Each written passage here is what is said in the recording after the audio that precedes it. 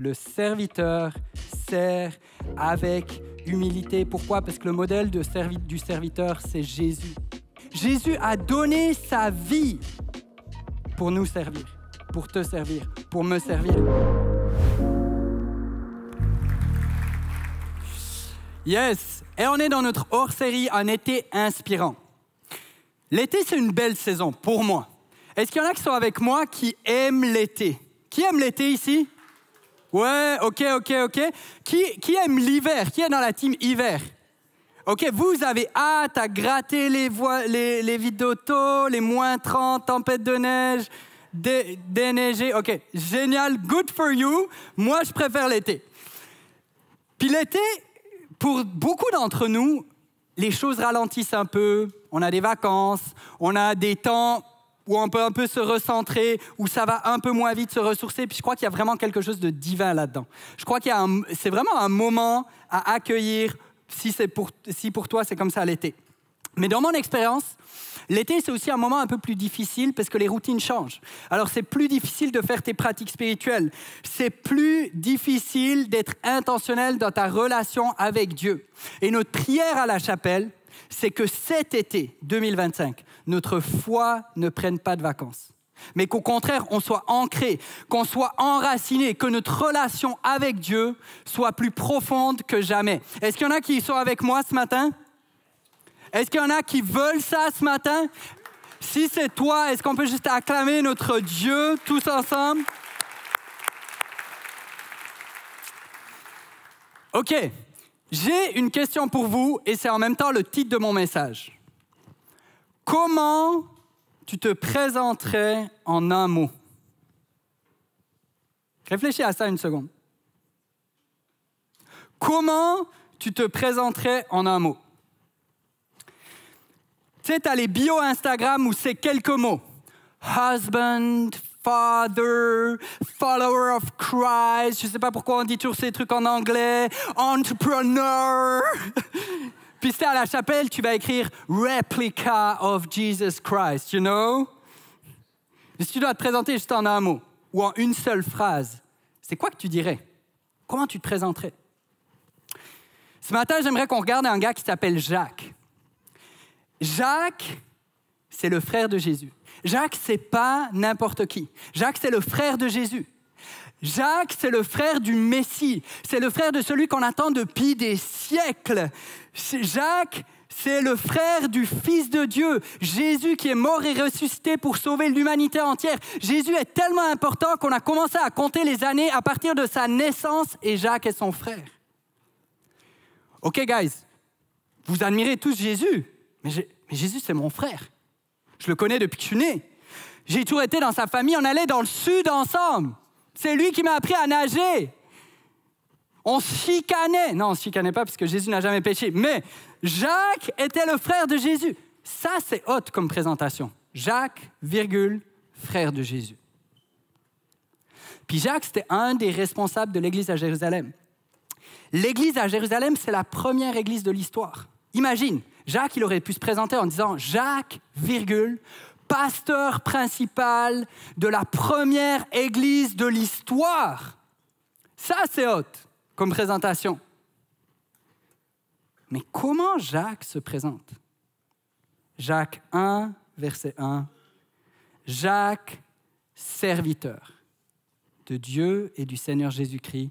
Salue les 12 tribus dispersées du peuple de Dieu. Jacques, serviteur de Dieu et du Seigneur Jésus-Christ.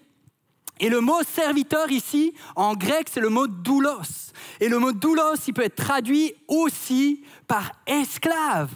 Waouh, Jacques, le frère de Jésus. Jacques, le pasteur principal de l'église de Jérusalem. Jacques, qui est l'un des hommes les plus influents de l'histoire. Jacques, dont on lit les écrits encore 2000 ans plus tard. Jacques se présente comme un doulos, un esclave de Jésus, un serviteur de Jésus. OK, on est en 2025. Peut-être qu'il y en a, c'est la première fois que tu mets les pieds à l'église. Puis en ce moment, il y a un gros malaise. Tu te dis, mais où est-ce que j'ai mis les pieds? Je rêve où le gars est en train de me parler d'esclavage. On est-tu en 1800? C'est quoi qui se passe? Je vais juste enlever le malaise. on est contre l'esclavage à la chapelle. La réalité, c'est que c'est horrible d'être un esclave. C'est horrible parce que quand tu es un esclave, tu renonces à tous tes droits. On te force à renoncer à tous tes droits. Tu ne vis plus par toi-même. Tu n'as plus aucune personnalité, plus aucune vie. Tout ce que tu es, tu l'es pour ton maître. Tout ce que tu fais, tu le fais pour ton maître. Tu ne gagnes pas d'argent pour toi. Ton travail, il ne t'apporte rien. Il apporte juste des bénéfices à ton maître. Tu ne décides plus pour toi. Personne n'a le goût d'être un esclave. Personne n'a le goût de faire ça. Mais pense-y un instant. Être un esclave de Jésus. Jésus qui est mort pour toi tellement il t'a aimé. Jésus qui a donné sa vie pour te donner une vie. Jésus qui t'a créé pour le servir. Jésus qui est parfaitement bon. Jésus qui n'a jamais péché. Être un esclave de Jésus, ça, c'est une toute autre game. Puis je crois qu'il n'y a rien de plus libérateur que d'être un esclave de Jésus. Alors j'aimerais te poser la question, comment tu te présenterais en un mot? Moi, ma prière, c'est que je puisse répondre à cette question en disant, je suis un doulos de Jésus. Je suis un esclave de Jésus. Je suis un serviteur de Jésus. Tout ce que je le fais pour sa gloire. Tout ce que j'ai, je l'ai par sa grâce. Tout ce que je le suis par sa grâce. Il n'y a rien que je fais ou que je suis qui a par rapport avec Jésus. Jésus est sur le trône de ma vie et moi, je suis son serviteur. J'aimerais me présenter en un mot en disant le mot serviteur. OK, maintenant vous allez me dire, mais il me semble que Jésus a dit, vous êtes mes amis, vous n'êtes pas mes serviteurs. Est-ce qu'on est vraiment appelé à se présenter comme des serviteurs? Puis c'est vrai que quand tu donnes ta vie à Jésus, ton identité devient incroyable. Quand tu donnes ta vie à Jésus, que tu le suis, tu deviens un enfant de Dieu. Tu deviens l'ami de Jésus. Tu es adopté dans la famille de Dieu. Tu es saint, parfait, aimé, sauvé. Tu as la vie éternelle. Puis laisse-moi te dire, c'est parce que tu as une identité qui est aussi sûre et saine que tu peux être un serviteur. C'est de cette identité-là que découle ton identité de serviteur. C'est ça que les gens voient, un serviteur. Comme Jacques, la façon dont on se présente quand on est un disciple de Jésus, c'est « je suis un serviteur ». Puis que fait un serviteur? Un serviteur sert. Il sert Dieu, il sert les autres, il sert dans les grandes choses, il sert dans les petites choses. Il ne sert pas parce qu'il doit, il ne sert pas pour mériter quelque chose, mais il sert parce que c'est son identité. Est-ce que ce matin, à Pointe-Saint-Charles, il y a des serviteurs de Jésus dans la place? OK, alors si vous êtes avec moi, on va explorer ensemble 3 aspects du serviteur. Le modèle du serviteur, la récompense du serviteur, la priorité du serviteur. Vous êtes prêts? On commence par le modèle du serviteur. Dans la vie, on se construit tous avec des modèles. On a tous besoin de modèles. Moi, j'ai une fille, Adèle, elle a 4 ans. Si elle est dans ça, il faut que je précise 4 ans et demi. C'est juste important, pas que j'ai des problèmes ce soir. Mais Adèle aime s'habiller, se maquiller, faire de la manicure, se coiffer. Puis des fois, elle voudrait mettre du gel dans les cheveux, des faux cils, s'habiller comme une ado de 14 ans. Puis là, on dit, yo, Adèle, t'as 4 ans. Calme-toi. T'as pas 14 ans. Pourquoi tu veux t'habiller comme ça? Puis sa réponse est toujours la même. Telle fille fait ça. Telle fille s'habille comme ça, telle fille se coiffe comme ça, telle fille a tel genre de maquillage, de cils, de whatever. Pourquoi? Parce qu'Adèle a des modèles. Et la réalité, c'est qu'on a tous besoin de modèles. On a tous besoin de modèles pour se construire, pour nous inspirer, pour nous montrer comment vivre. Qu'on soit conscient ou pas, on a tous des modèles. Et pour un serviteur, c'est qui le modèle par excellence? C'est Jésus, bonne réponse. D'ailleurs, si vous avez des enfants à la Chapelle Junior, un petit truc pour les aider, 9 fois sur 10, la bonne réponse, c'est Jésus. Ça va les aider dans les quiz, en tout cas. Mais ici, la vraie réponse, c'est Jésus. Jésus est le modèle par excellence du serviteur. Philippiens 2, verset 3. Ne faites donc rien par esprit de rivalité ou par vain désir de vous mettre en avant. Au contraire, par humilité, considérez les autres comme plus importants que vous-même. Et que chacun regarde non ses propres qualités, mais celle des autres. Tendez à vivre ainsi entre vous, car c'est ce qui convient quand on est unis à Jésus-Christ. Et là, le modèle de Jésus s'en vient. Le modèle s'en vient. Lui, qui était de condition divine, ne chercha pas à profiter de l'égalité avec Dieu, mais il s'est dépouillé lui-même. Il a pris la condition d'un serviteur en se rendant semblable aux hommes. Se trouvant ainsi reconnu à son aspect comme un simple homme, il s'abaissa ou il s'humilia lui-même en devenant obéissant jusqu'à la mort, oui, la mort sur la croix. Le modèle du serviteur, c'est Jésus. Pensez-y un instant. Jésus qui est le roi des rois. Jésus qui est le Seigneur des seigneurs. Jésus qui était assis à la droite de Dieu. Jésus qui pouvait faire comme ça et il y avait des milliers d'anges qui le servaient à la seconde. Jésus qui est au-dessus de tout s'est abaissé. Jésus qui est au-dessus de tout s'est humilié. Jésus qui est au-dessus de tout a choisi d'être un serviteur. By the way, moi, j'ai déjà vécu des humiliations dans ma vie. Tu sais, des fois, tu as honte, des fois, tu as des choses qui se passent, puis c'est vraiment l'humiliation. Ça vous est déjà arrivé ou je suis tout seul avec ça? OK. L'affaire, c'est que je ne l'ai jamais choisi. Mais Jésus a choisi de s'humilier. Et parce que Jésus est devenu un serviteur, parce que Jésus a choisi de venir sur cette terre, parce que Jésus a vécu une vie parfaite, une vie de service, parce que Jésus a choisi d'être un serviteur jusqu'à la mort, à la croix, grâce à son sacrifice, grâce à sa vie de service, toi et moi, on est réconciliés avec Dieu. Toi et moi, on a accès à la vie éternelle. Toi et moi, on a une nouvelle identité et c'est cette nouvelle identité qui nous permet d'être des serviteurs. C'est grâce à Jésus qu'on peut être des serviteurs. Est-ce qu'on peut acclamer Jésus qui nous permet d'être des serviteurs et qui nous donne une vie nouvelle? Mais Jésus ne nous permet pas juste d'être des serviteurs. Jésus nous donne le modèle parfait de qu'est-ce que ça signifie être un serviteur. On a lu tantôt, au contraire, par humilité, considérez les autres comme plus importants que vous-même. Considérez les autres comme plus importants que vous-même par humilité. Laisse-moi dire, je crois qu'il n'y a pas d'autre modèle pour l'humilité que Jésus lui-même. Jésus a servi avec humilité. Jésus a passé sa vie à penser aux autres. Jésus a passé sa vie à renoncer à son statut, à sa position. Puis j'aimerais nous challenger, chacun d'entre nous. Est-ce que Jésus est réellement le modèle de notre service? Peut-être que ça fait des années que tu es à l'église, que tu suis Dieu, que tu sers, que Dieu t'a donné des dons et que tu sers Dieu avec ce don, mais j'aimerais nous challenger. Est-ce que Jésus est vraiment le modèle de notre service? Est-ce qu'on est humble avec nos dons? Ou est-ce qu'on a commencé à adorer le don plus que celui qui donne le don? Est-ce que tu adores le don que Jésus t'a donné plus que Jésus qui t'a donné le don?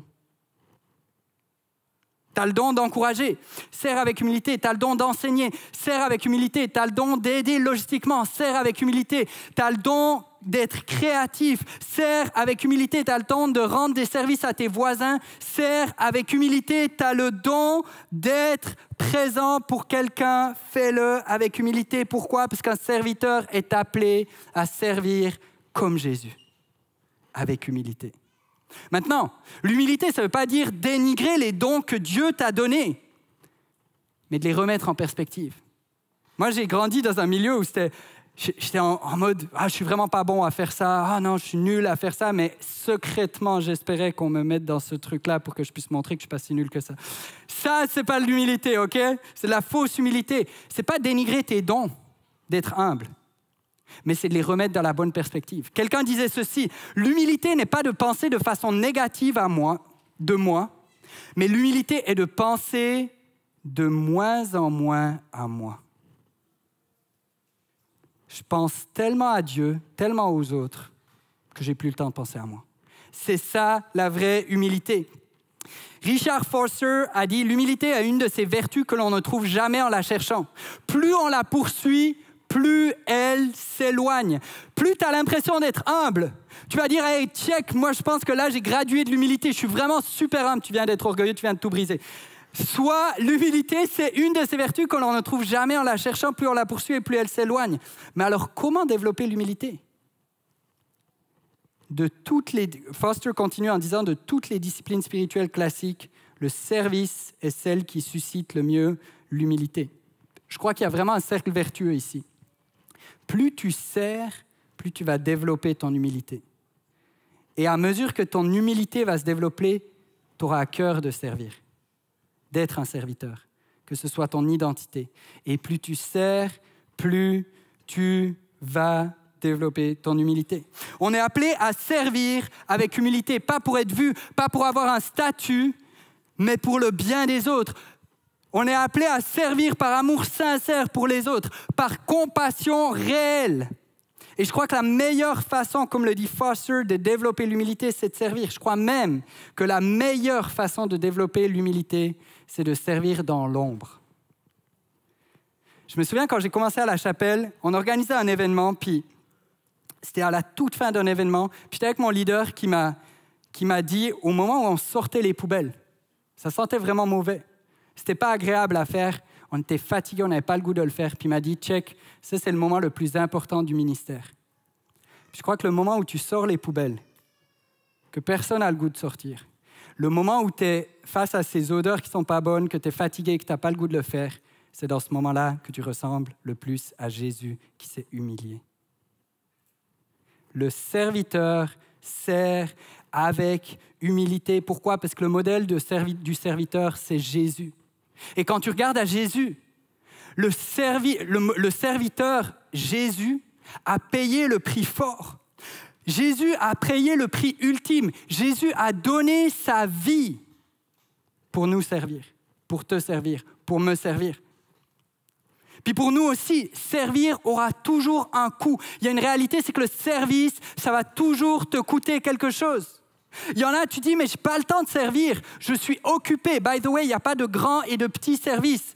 N'importe quel acte de service, c'est une question d'identité, ce n'est pas une question de qu'est-ce que tu fais, arrête de te comparer aux autres. Mais il y en a, tu dis, je n'ai pas le temps de servir.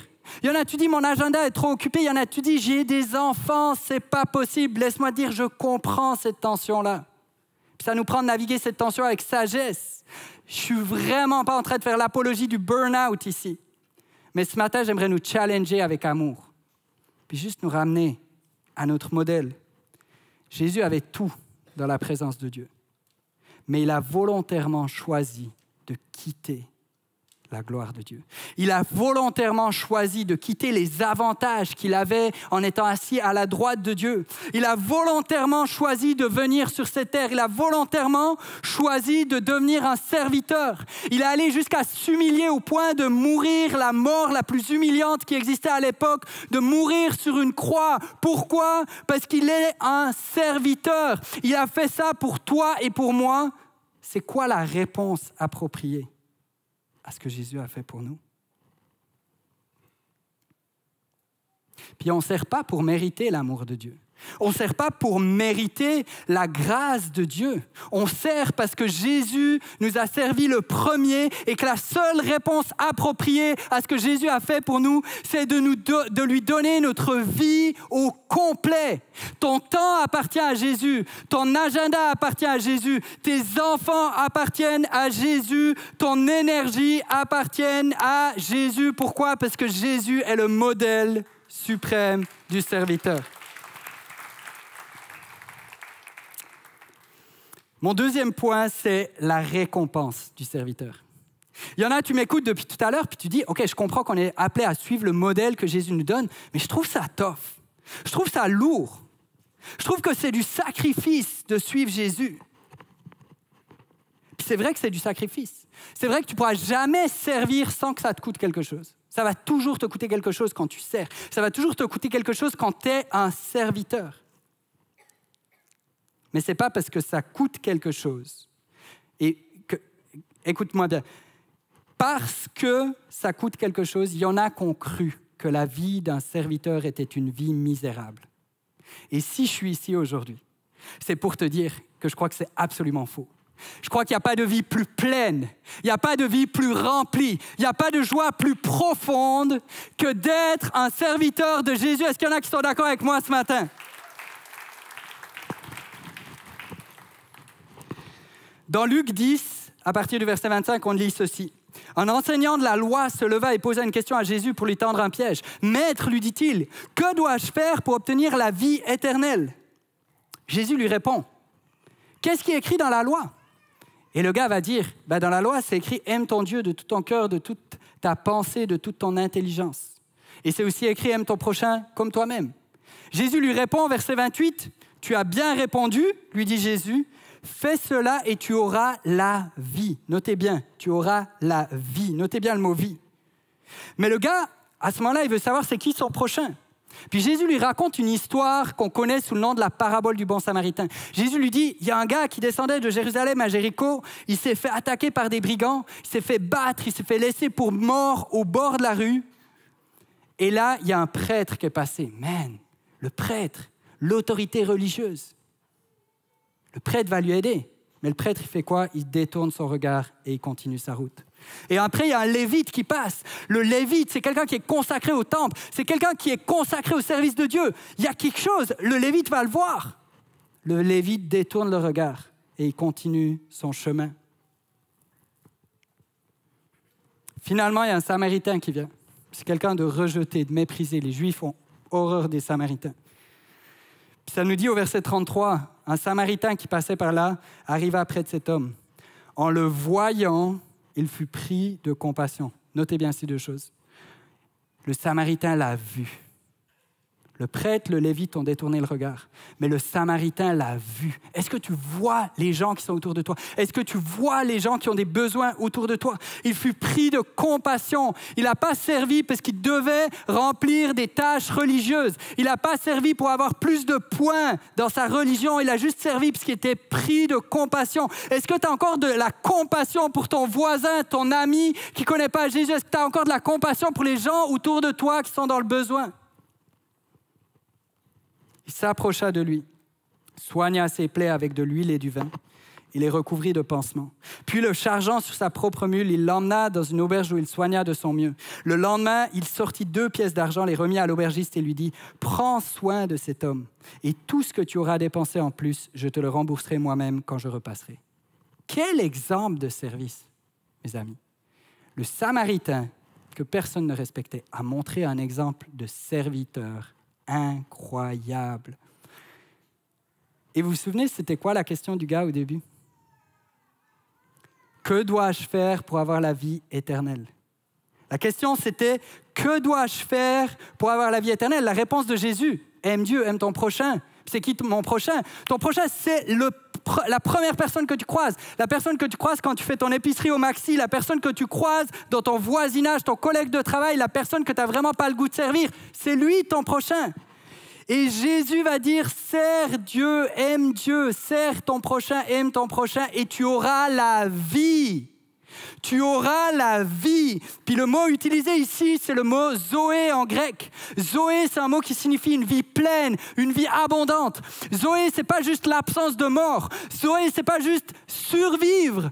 Zoé, c'est vivre pleinement. Il y en a, t'es ici, Dieu veut pas que tu survives. Dieu veut pas juste que ta vie se résume à un métro, boulot, dodo. Dieu veut que tu vives pleinement. Est-ce qu'il y a quelqu'un qui est ici et qui veut vivre pleinement?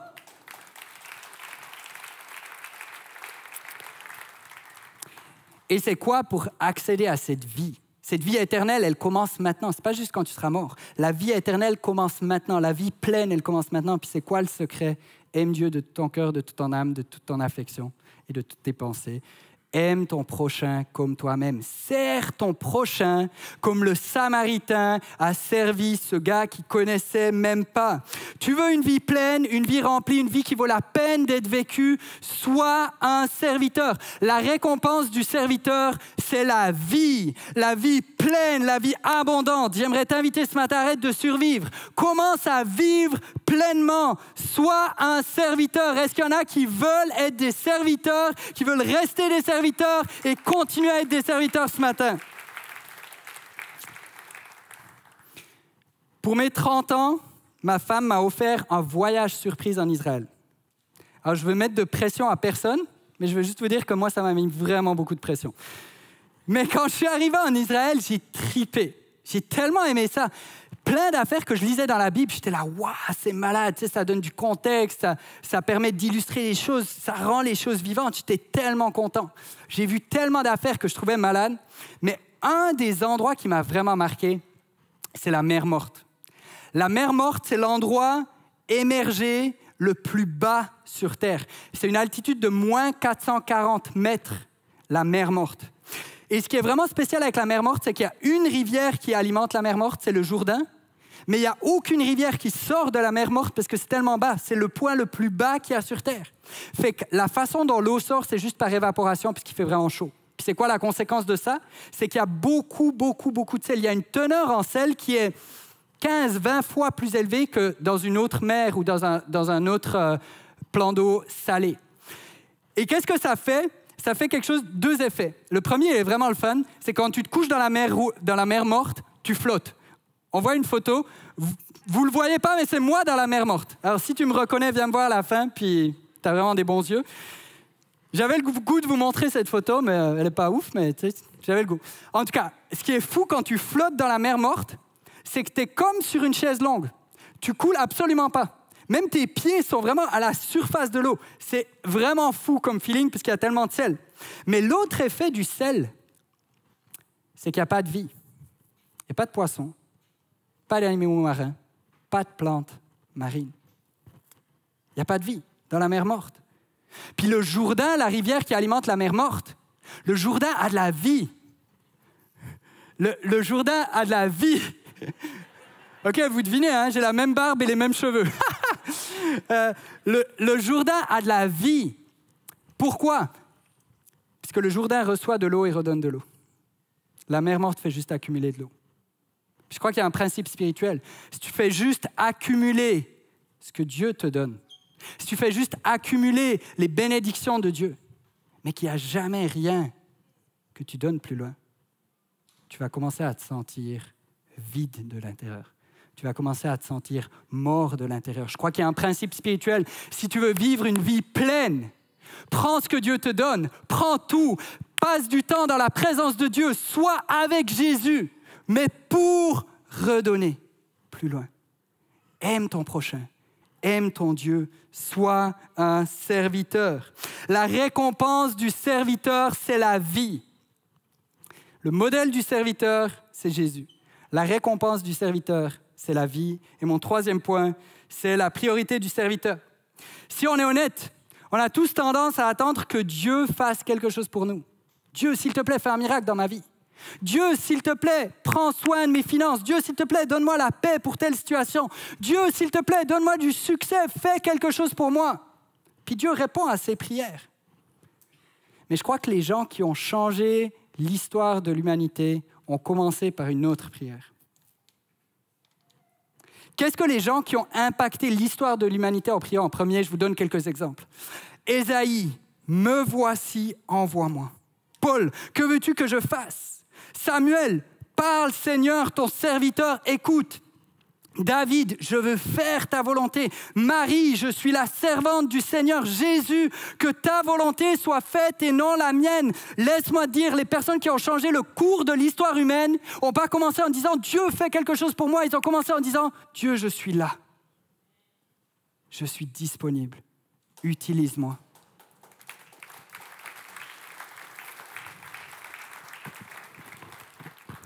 Dieu, qu'est-ce que moi je peux faire pour toi? Puis je vais te dire quelque chose d'hyper important. Si tu oublies tout ce que j'ai dit, retiens au moins cette phrase-là. Un serviteur cherche le royaume de Dieu plus que son propre royaume. Un serviteur cherche le royaume de Dieu plus que son propre royaume. Laisse-moi dire, la priorité du serviteur, c'est le royaume de Dieu. Dieu, je suis là. Qu'est-ce que je peux faire pour toi?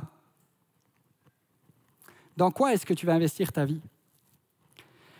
Est-ce que ta priorité, ça va être de bâtir ton propre royaume? Ou est-ce que ta priorité, ça va être d'être un outil dans les mains de Dieu pour que Dieu puisse bâtir son royaume à travers toi. Que tu sois à ton travail, est-ce que tu reflètes le royaume de Dieu? Est-ce que tu es un serviteur à ton travail? Tu reflètes le royaume de Dieu. À l'université, tu reflètes le royaume de Dieu quand tu te mets à disposition de Dieu dans ta famille. Sers ton mari, sers ta femme, sers tes enfants. Tu reflèteras le royaume de Dieu dans ton quartier. Sers quelqu'un, porte l'épicerie de quelqu'un. Sers quelqu'un, tu reflèteras le royaume de Dieu. Pour refléter le royaume de Dieu, il ne faut pas faire des choses qui paraissent énormes, qui paraissent grandes. Commence petit, mais sois un serviteur. Et Dieu bâtit son royaume à travers toi. Cette semaine, j'ai lu un texte qui m'a beaucoup touché. Puis j'ai un peu modifié, mais je voulais vous le partager. Un bâton de hockey dans mes mains, ça vaut peut-être $100.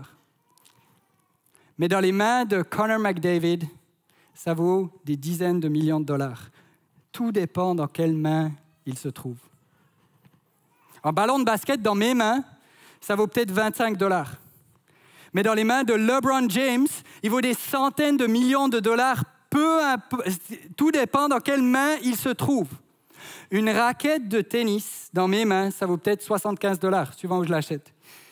Mais dans celle de Serena Williams, ça vaut plus de 50 millions de dollars, tout dépend dans quelle main elle se trouve.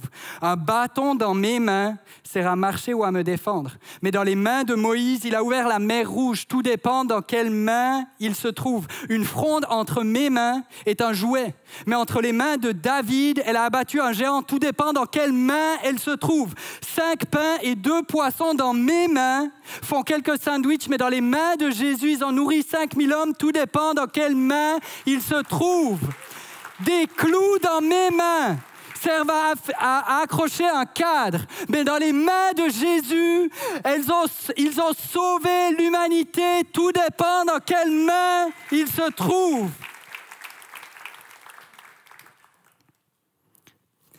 Notre vie sur Terre est limitée. On a du temps limité, des ressources limitées, une durée de vie limitée, une énergie limitée, de l'argent limité, tout est limité. Mais j'ai une question pour toi.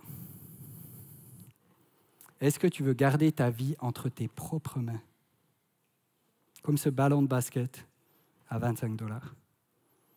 Ou est-ce que tu veux donner ta vie entre les mains de Dieu, qui peut faire quelque chose d'une valeur éternelle avec ta vie? Est-ce que tu veux donner ta vie entière à Dieu? Est-ce que tu bâtis ton propre royaume ou est-ce que tu vas chercher premièrement le royaume de Dieu? Alors qu'on arrive à la fin de ce message, je voulais vous partager l'histoire d'un de mes amis qui s'appelle Deland. Deland, vous l'avez peut-être déjà vu, il est là depuis le début de la chapelle. Il sert avec fidélité. Il sert avec constance. Il est toujours là. Il a la sécurité aujourd'hui. Il est toujours là pour servir. Pas pour être vu, pas pour obtenir quelque chose en retour. C'est juste son cœur de serviteur. Puis moi, Deland, il m'inspire. Deland, pour moi, c'est un exemple de serviteur. Deland, il me donne le goût d'être un serviteur de l'ombre. Mais ce qui me touche le plus avec Deland, c'est qu'il y a quelques mois, il y a environ 2 ans, Deland est allé faire son épicerie au Maxi. Je suis persuadé que Deland, ce jour-là, il avait cette prière dans son cœur. Dieu, utilise-moi. Dieu, je veux être un serviteur. Dieu, qu'est-ce que je peux faire pour toi?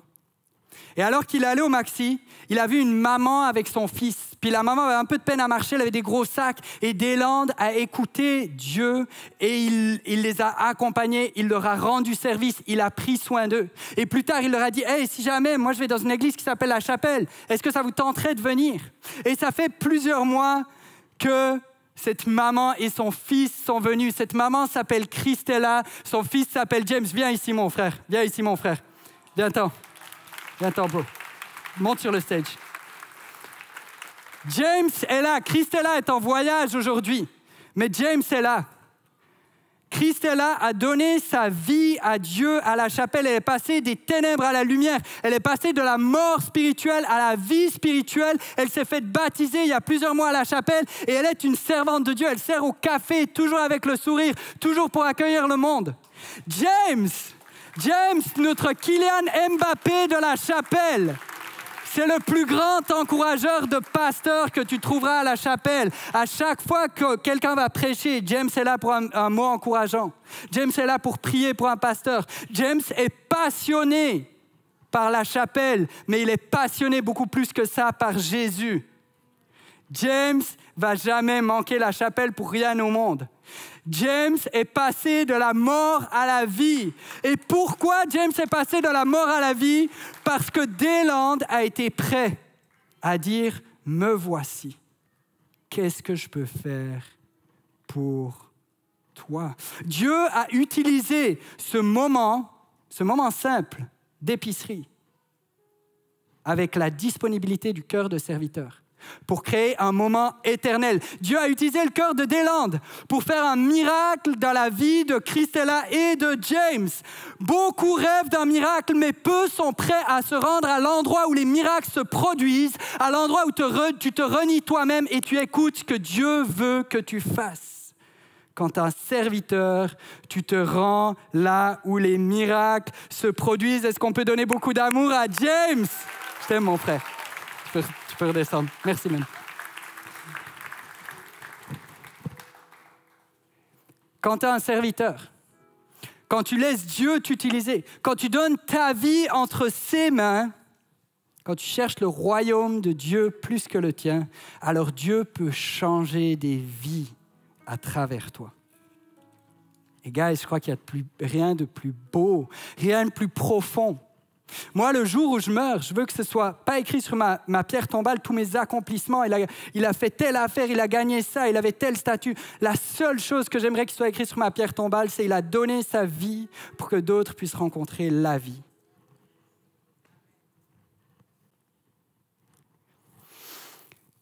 Alors qu'on arrive à la fin de ce message, il y en a, tu es ici, puis tout ça, c'est nouveau pour toi.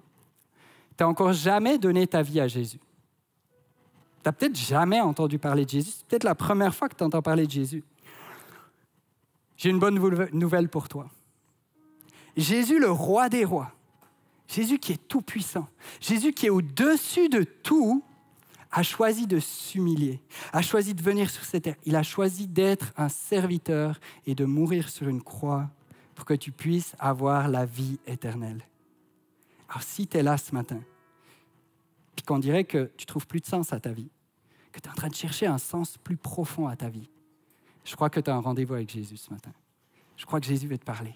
Je crois qu'il va entrer dans ta vie. Alors je t'encourage à juste accepter Jésus dans ta vie, à dire « Jésus, je n'ai pas tout compris, mais je veux juste te donner ma vie. » Accepte son offre ce matin.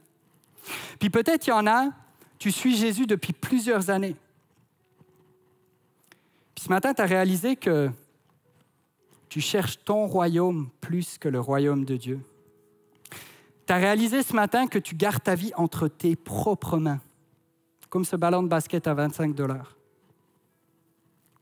Puis ce matin, je ne veux vraiment pas te mettre de la culpabilité sur toi, mais j'aimerais t'inviter à suivre le modèle de Jésus. J'aimerais t'inviter à vivre une vie pleine. J'aimerais t'inviter à mettre la priorité sur le royaume de Dieu et à découvrir ce que Dieu peut faire à travers toi, parce que je suis convaincu qu'il n'y a pas de vie plus profonde et qui vaut plus la peine d'être vécue que d'être un serviteur de Jésus. Alors qu'on répond à ce message, j'aimerais te proposer 2 façons de répondre à ce message. La première, c'est tous les jours, quand tu te réveilles, j'aimerais nous encourager à avoir cette prière. Mon Dieu, je veux être un serviteur aujourd'hui. Mon Dieu, je suis là aujourd'hui. Je suis disponible. Utilise-moi. Utilise-moi. Montre-moi des gens qui ont besoin d'un sourire. Montre-moi quelqu'un qui a besoin juste d'un coup de main. Montre-moi quelqu'un qui a besoin d'une parole encourageante. Montre-moi quelqu'un qui a juste besoin que je prenne soin de lui. Montre-moi quelqu'un qui a juste besoin que je tonde sa pelouse, que je déneige pour la gang de l'hiver, que je déneige devant son garage. Montre-moi quelqu'un qui a besoin d'un serviteur. Soyons des serviteurs, c'est notre identité. Puis une deuxième façon de répondre à ce message, puis je t'encourage à le faire, si ce n'est pas déjà le cas, d'avoir une routine régulière de service, parce qu'il y a une discipline. Le service produit l'humilité, l'humilité produit le service. Puis des fois, d'établir des routines dans notre vie, ça nous aide. Plein de façons où tu peux le faire. Engage-toi bénévolement à quelqu'un, à quelque part. Aide un voisin, une voisine, une personne âgée. Prends soin de quelqu'un. Mais une autre façon de le faire aussi, c'est de servir ton Église. Parce que si tu sers ton Église, tu ne sers pas en premier lieu ton Église, mais tu sers la mission de Dieu. Et on a plein de façons où tu peux t'impliquer avec nous pour servir la mission de Dieu à la chapelle. Terminons en priant. Seigneur mon Dieu, je veux juste te remercier pour ta grâce. Je veux te remercier pour l'exemple de serviteur parfait que tu es. Merci Jésus, parce que tu n'as pas cherché à rester au ciel. Merci Jésus, parce que tu n'as pas voulu garder tous tes avantages que tu avais au ciel, mais tu as relâché tout ça volontairement pour descendre sur la terre, pour mourir pour nous. Merci pour la vie éternelle que tu nous offres. Merci pour cette vie pleine, cette vie qui fait du sens, cette vie qui nous donne une cause, cette vie qui nous donne une raison d'être en vie. Alors Seigneur, aide-nous à répondre à ton appel. Aide-nous à se présenter comme Jacques s'est présenté. Je suis un serviteur de Jésus. Je suis un serviteur de Dieu. Seigneur, je te prie que tu agisses dans nos vies. C'est en ton nom que j'ai prié. Amen. Amen. Est-ce qu'on peut donner une grande ovation au plus grand serviteur de l'histoire, à Jésus, qui est mort sur une croix pour nous? Merci d'avoir pris le temps d'écouter ce message. On met à ta disposition plein de ressources pour t'aider à grandir dans ta foi, comme des messages, des témoignages, puis même aussi de la musique sur nos plateformes. Découvre tout ça en allant sur notre site web. Tu peux aussi nous suivre sur nos médias sociaux pour ne rien manquer de nos prochains contenus, puis aussi de nos prochains rendez-vous. Bonne semaine, puis on se revoit très bientôt. Bye!